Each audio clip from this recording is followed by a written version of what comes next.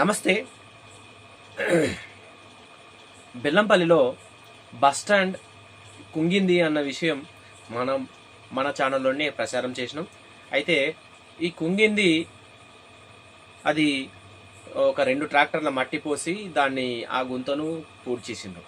అయితే నిన్నటి రోజున డిఎం రాజశేఖర్ అదేవిధంగా ఎగ్జిక్యూటివ్ ఇంజనీర్ మరి దీన్ని రెన్యువేషన్ చేస్తా అన్నారు.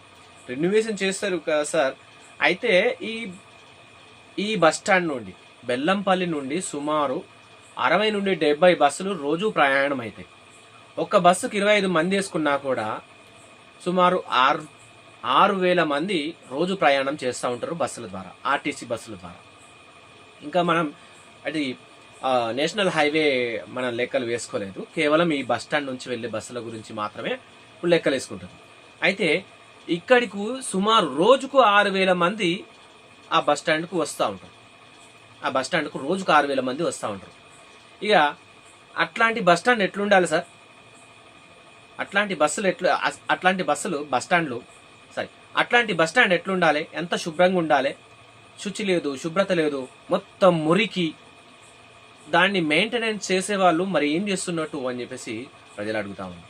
టాయిలెట్స్ చూడ్డానికే కాదు, అసలు ఏం కనబడదు. టాయిలెట్స్ కనబడవు. ఎందుకు అని అంటే కరెంటు ఉండదు దాంట్లో. అసలు దాంట్లో పాములు ఉన్నాయా, తేళ్ళు ఉన్నాయా, ఏందో తెలియదు. అసలు దానికి మెయింటెనెన్స్ లేదు. ఎందుకు అని అంటే అది ప్రైవేట్ కాంట్రాక్టర్లకు ఇచ్చింది, అది చూసే వాళ్ళు లేరు. ఆ తాగునీటు అనే బోర్డు ఉన్నది, దాని మీద ఏదో పోస్టర్లు ఉన్నాయి. ఇక ఆ టాయిలెట్లకు పోదాం సరే, బలవంతంగా పోదామని లోపలికి పోతే గలీజ్ వాసన నల్లగా ఉంటాయి. అసలు దాంట్లో అసలు అంటే శుభ్రత లేదు.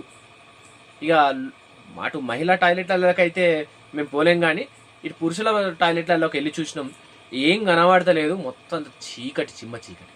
సరే, దాంట్లో పోదాము అనుకున్నా కూడా అక్కడ బోర్డులేమో ఉచితము అని చెప్పేసి రాసి ఉంటాయి.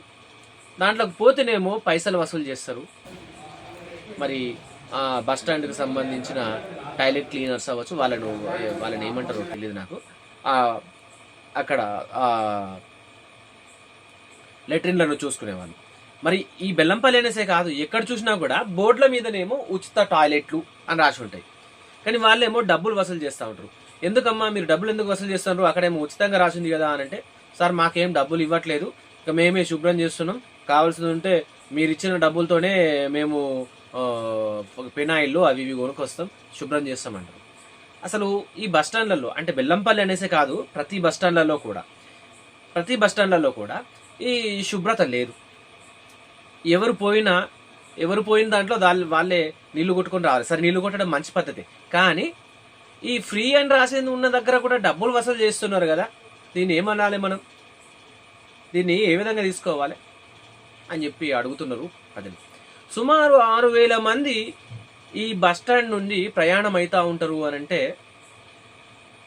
బెల్లంపల్లి నుంచి మంచిర్యాల కావచ్చు, గోదావరి ఖని కావచ్చు, మంతని కావచ్చు, కరీంనగర్ కావచ్చు, హైదరాబాద్ కావచ్చు, ఇటు వేములవాడ వరకు కూడా కావచ్చు, అటు నిజామాబాద్కి, ఇటు పోతే మహారాష్ట్ర వరకు కూడా, మహారాష్ట్ర నుంచి కూడా బస్సులు వస్తూ ఉంటాయి. ఇటు పోతే ఆసిఫాబాద్, కాగజ్ నగర్, ఈ చుట్టుపక్కల ప్రాంతాలలో కూడా ఇక్కడ నుంచి ప్రయాణం సాగుతూ ఉంటుంది. సుమారు 6,000 మంది ప్రయాణికులు అని అంటే ఎంత శుచిగా ఉండాలి, ఎంత శుభ్రంగా ఉండాలి. ఆ శుభ్రత ఎక్కడ కనబడతలేదు. మరి దీన్ని సార్ డిఎం గారు దీన్ని పట్టించుకొని దీన్ని రెనోవేషన్ చేయడము అని అంటే కేవలం రంగులు వేయడము, ఆ పగిలిన బండలను వేయడము, లేకపోతే లైట్లు ఫ్యాన్లు వేయడం మాత్రమే కాదు.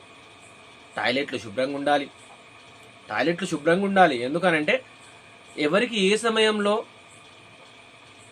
వస్తుందో తెలియదు కాబట్టి టాయిలెట్లు శుభ్రంగా ఉండాలి.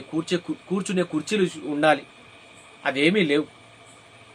మరి దీన్ని పట్టించుకొని మీరు ఖచ్చితంగా దీనిపైన ఒక దృష్టి సారించి మరి ఈ బస్టాండ్ను డెవలప్ చేయాలని చెప్పేసి ప్రజలు కోరుతా ఉన్నారు. చూస్తూ ఉండండి. ఇలాంటి అప్డేట్స్ కోసం ఎస్ఎస్జీ న్యూస్ టీవీ, మీతో శ్రీనివాస్.